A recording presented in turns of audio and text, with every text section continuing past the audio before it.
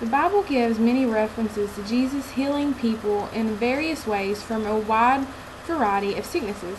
Today we just want to talk about a few of those and also talk about a few things that can hinder healing. In Matthew 8, Jesus simply spoke the word and the centurion's servant was healed. Directly after that, Jesus was at Peter's house where Peter's mother-in-law was sick with a fever. He touched her and immediately she was restored to health. In Mark chapter 7 and 8, Jesus healed a deaf and blind man by spitting on them. We realize that's not a normal thing that you see, especially today, in order for people to be healed. But imagine if you were either of those men, would you not be willing to go through a moment of, an uncomfortable situation to be fully healed? They were willing to tolerate something that was probably pretty uncomfortable to receive their healing. As believers, we have that same authority that Jesus had to be able to pray with faith, lay hands on the sick, or speak a word of healing, and they will receive healing and wholeness and wellness. We have the authority and the power to rebuke anything that's contrary to God's word and to see miracles take place.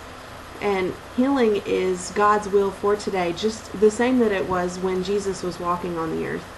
And there are some things that can hinder healings from taking place. And we all deal with those things from time to time that can hinder healings or restorations from taking place in our lives. And those things are sin that can be deeply rooted in your life, unbelief or unforgiveness, a strained relationship with someone, hopelessness, guilt or worry, or even feelings of condemnation. All of those things can actually hinder us from receiving the healing that God has already made available for us. But the prayer of faith and trusting in His Word and recognizing that Jesus has already paid the great price for all of our sickness and our sin is how we get past those hindrances. It's important to note here, though, that it is always God's will for us to be whole and to be made well. His will is healing. It's wholeness and wellness for us. He doesn't cause sickness and diseases.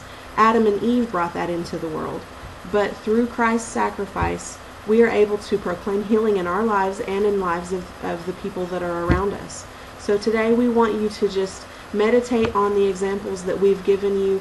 We've also listed some additional scriptures that you can study that just talk about the things that Jesus did. He not only spoke the word, but He would lay hands on them and see them recover. He would rebuke the sickness and the things that were going on in people's life, and we can do the same thing. So we just encourage you also today to maybe think about what Jesus did and how that applies to your life, but also maybe think about an encouraging testimony of something that Christ has done in your life, a healing that's taken place in your life. Meditate on those things today. Meditate on the scriptures and the goodness of God today. And we just encourage you with that. We love you all. We'll see you tomorrow.